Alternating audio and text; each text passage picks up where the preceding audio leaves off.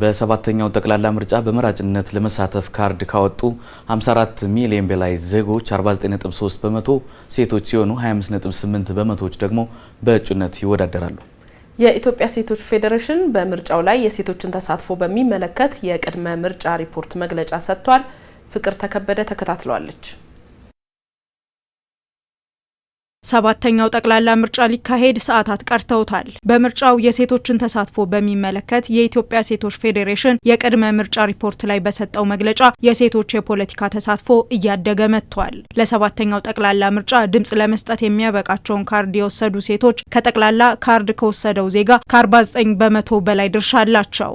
በሰባተኛው ሀገራዊ ምርጫ የኢትዮጵያ ሴቶች በፖለቲካ ተሳትፎ ታሪካዊ ውጤት አስመዝግበዋል።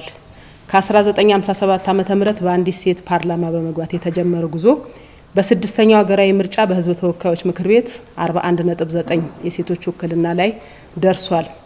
ሰባተኛው ሀገራዊ ምርጫ ድምጽ ለመስጠት የተመዘገቡ ሲሆን ከ54 ሚሊዮን 57861 ውስጥ 26 ሚሊዮን 667132ቱ ሴቶች ናቸው። ይሄን በፐርሰንት ስናየው 49.3% ናቸው።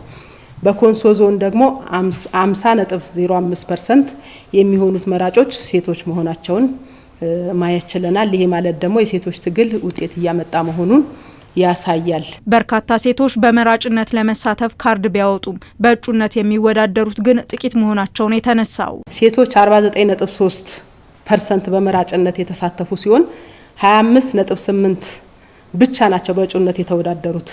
ተሳትፎ ከአካባቢ የተለያዩ ሲሆን ለአብነት ሞጆ ከተማ በ71.4% የሴት እጩዎች ድርሻ ከፍተኛውን ቦታ ይዛለች።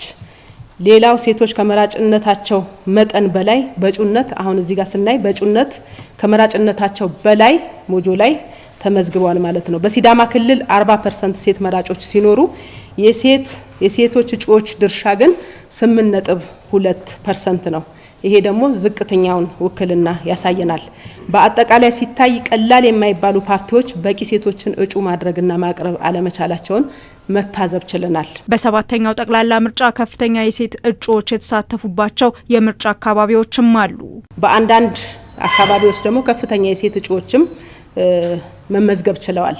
ይሄም አርሲ 62.5%፣ ኢሉባቡር 52.2%፣ አማራ 48% ተወካዮች ምክር ቤት ማለት ነው። ጋሞ 47.5% በእጩነት ቀርበዋል። ፌዴሬሽኑ ሴቶች የምርጫ ካርድ እንዲያወጡና ድምጻቸው ዋጋ እንዳለው እንዲረዱ ለማስቻል በተለያዩ መንገዶች ትምህርቶችን ሲሰጥ ቆይቷል። ከኢትዮጵያ ቴሌኮም ጋር በመተባበር ባከናወነው ሰፊ ኤስኤምኤስ ዘመቻ 255 ሚሊዮን መልእክቶች ተላልፈዋል። በፋና ሬዲዮ 87 ሚሊዮን አድማጮች ማድረስ ተችሏል። እንዲሁም በ10 ቋንቋዎች የማህበራዊ ሚዲያ ዘመቻ በማድረግ ሴቶች የመብታቸው ተጠቃሚ እንዲሆኑ ብዙ ጥረት አድርጓል።